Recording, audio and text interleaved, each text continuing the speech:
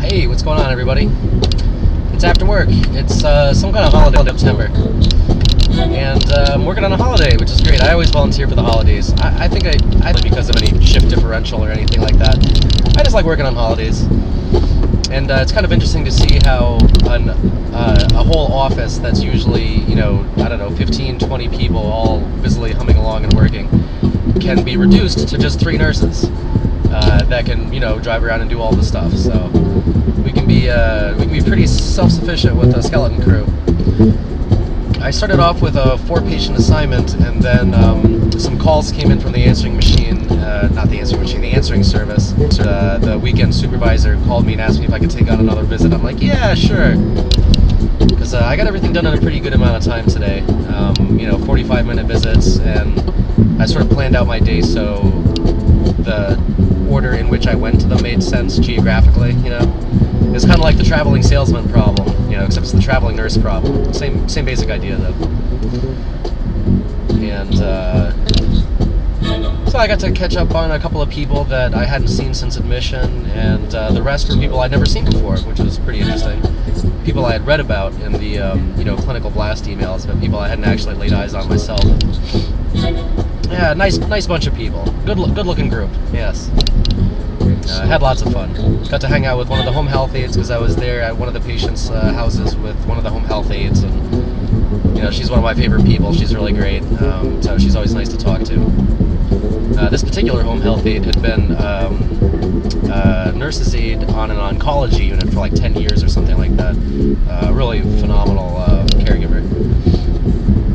What else did I do that was interesting? Had another Spanish-speaking patient today. That's always fun. I keep telling myself I have to learn Spanish, but the reality is I'm just not very good at learning languages. So there you go. It's just the experience of actually practicing it and learning it is completely abhorrent to me. I don't know why, but it is. It just practicing it to get better at it. It just feels really boring to me, and I can't make myself do it for love or money. But there's other ways to get along. You got family members who are translators, and we have a telephone answering service. So if I'm really stuck, I can call this number and then pass a phone back and forth, and communicate that way. It's less than ideal. Ideal, obviously, would be to know every language, but it's kind of unreasonable for some people. I finally got caught up on my homework this week because of the storm. My Western Civ homework was a little bit late, but the teacher was really understanding, and everybody else was in the same boat as me, so I was able to hand my homework in a couple of days late. What's also a couple of days late is my most recent bill for school. It was like $4,700 or something. I'm going to have to pull some stuff together and make that work. Hopefully, maybe I can blame my bill's lateness on the storm, too. Hopefully that'll work. Maybe I can get away with that. But yeah, this Western Civ class, it's going to be so boring. It's going to be 8 weeks of a really boring basic class. For the first week's homework assignments were things like, in 250 words, explain how China has the characteristics of a civilization, and show examples that this civilization is different from the civilization of Egypt and Mesopotamia. Ooh, 250 words. I think there were like 3 250-word assignments this week. I think that looks like that's going to be the pattern every week. Like 3 250-word assignments. And the book is so like broad and general and vague, and very. It was a special edition of the textbook written just for this Catholic university I'm doing online classes on. So there's a very Judeo-Christian centric worldview presented in the text. And then it was the special edition that now includes China. It's like special 9th edition, now with China. But the Chinese part of it was really just, it was like a chapter that they stuck on in the end of the book. The way that the rest of the book flowed with the chronology and the way everything kind of fit together, it would have made more sense to include China early on in the text. But no, they just sort of stuck it at the end like an appendix.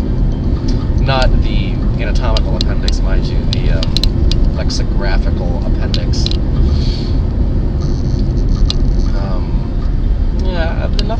really too interesting going on right now. Did a couple of good, bowel and bladder assessments, and a couple of assessments for chemo and radiation side effects, and I was sort of reminded today of the importance of oral mucosa health. Especially with a lot of types of chemotherapy, people get really sore mouths or ulcers on their tongues and stuff like that, and it can really affect their nutritional intake. Just by itself, it can really affect their nutritional intake, because if you got sores in your mouth, I've never had sores in my mouth, but I can imagine if you've had sores in your mouth, you're not really very hungry. But the solution in this one particular case was something called Duke's solution, which is great. Duke's solution is also called magic mouthwash, and or maybe those two things are similar. I forget exactly what the compound, what the combination of drugs is in the med, but it's like mouthwash with Benadryl and viscous lidocaine and one other medication. I can't remember what it was. I remember there's lidocaine and Benadryl in it.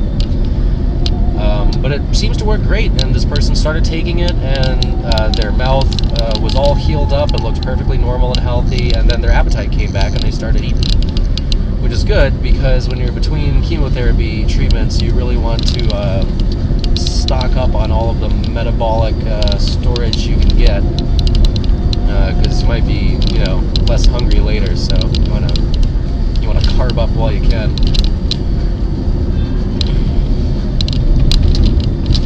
But because it's a holiday, I've been having a hard time getting a hold of doctors' offices and certain sections of the hospital because of because of the holiday, and I guess everybody's away.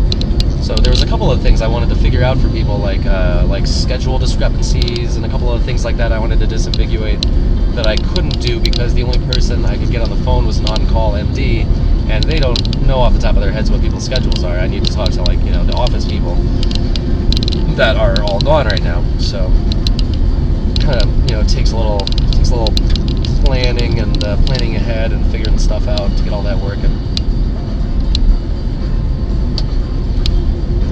I'm probably going to have some equipment deliveries to do tomorrow. I imagine some of the people I'm going to be visiting tomorrow need equipment brought to them. I'm just kind of thinking ahead to tomorrow.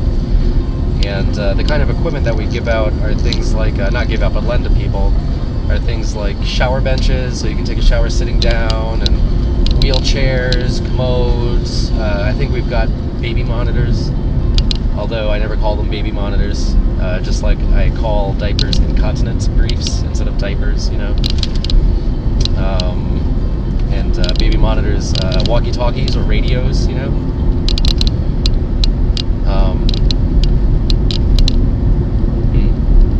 Try to find different names for things that are, a little less, that aren't as associated with babies or infants or children, because these people are adults usually. Sometimes they're children. I've never visited a patient that's a child. Apparently they reserve those for the more experienced nurses, and I can definitely understand why. I would definitely want to brush up on my pediatric assessment stuff before I did agree to see a patient that was, a pediatric patient.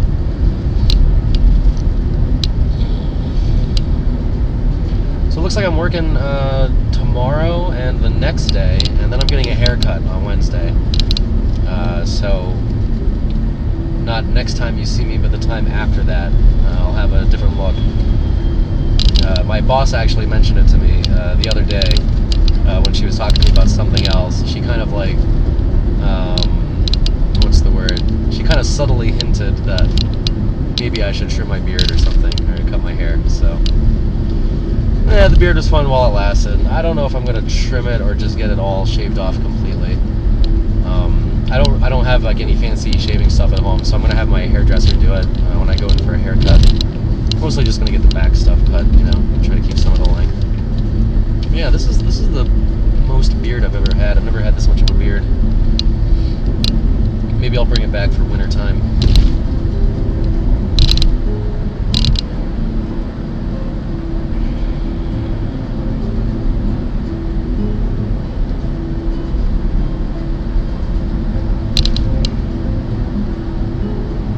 Yeah, I got nothing, sorry. I can't think of anything else.